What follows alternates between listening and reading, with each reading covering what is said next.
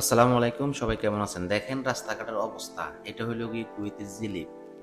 আগে আমরা অনেকে বলতাম যে আব্বাসিয়া, হাসাবিয়া সবচেয়ে খারাপ। আর এখন দেখেন এই যে রোডটা আছে না, এই রোডটা হইল গিয়ে জিলিপে ৫ নাম্বার কাতা দেখেন। এখানে অবস্থা দেখেন বাইরের মনে হয় যে জিবালের ড্রাম। তো যারা বন্ধুরা জিলিপে বাসা নেবেন বা জিলিপে আসবেন একটু দেখে শুনে আসবেন।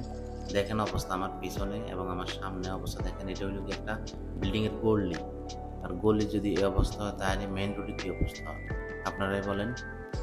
তো দেখতে পাচ্ছেন অবস্থা মানে খুব খারাপ। আর কারেন্ট তো মনে করেন যে ২৪ ঘন্টার ভিতরে মনে করেন ২ ঘন্টা থাকে না, বুঝছেন? এই হলো সমস্যা। আপনি যদি ২৪ ঘন্টার ভিতরে ২ ঘন্টা যদি কারেন্ট পান তাহলে আপনি কিভাবে থাকবেন? এই হলো জিলিপির অবস্থা। তো যারা জিলিপি আসবেন একটু সাবধানে আইসেন, সাবধানে বাসা নিয়েন।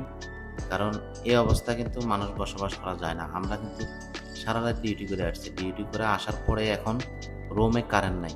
আর রুমে কারেন্ট না থাকলে পর্যন্ত এদেশে যদি রুমে যদি এসি না চলে তাহলে কিন্তু আপনি ২০ মিনিটও রুমে বসতে পারবেন না। আর এই কারণে আমি বাইরে ঘুরতেছি দেখেন। আর একটু সামনে যাইতেছি দেখেন। এটা হইলো গিয়ে গল্লির রোড। গল্লির রোডটা পার হয়ে যখন একটু মেইন রোডের দিকে যাবো, আর মেইন রোডের অবস্থা দেখেন। দেখতেছেন তো নালার পানি আইসে কি অবস্থা হয়ে গেছে, কি গন্ধ। মানে খুবই বাজে অবস্থা। আর এই যে দেখছেন ক্যামেরার সামনে দেখেন কি অবস্থা, খুব বাজে অবস্থা। এই বাজে অবস্থা কি থাকা যায়? মানে আমাদের দেশের থেকে অবস্থা খারাপ হয়ে গেছে। আমাদের দেশ তো গরিব দেশ, এরপরও কিন্তু আমাদের দেশে কিন্তু অবস্থা একটু ভালো আছে এখন।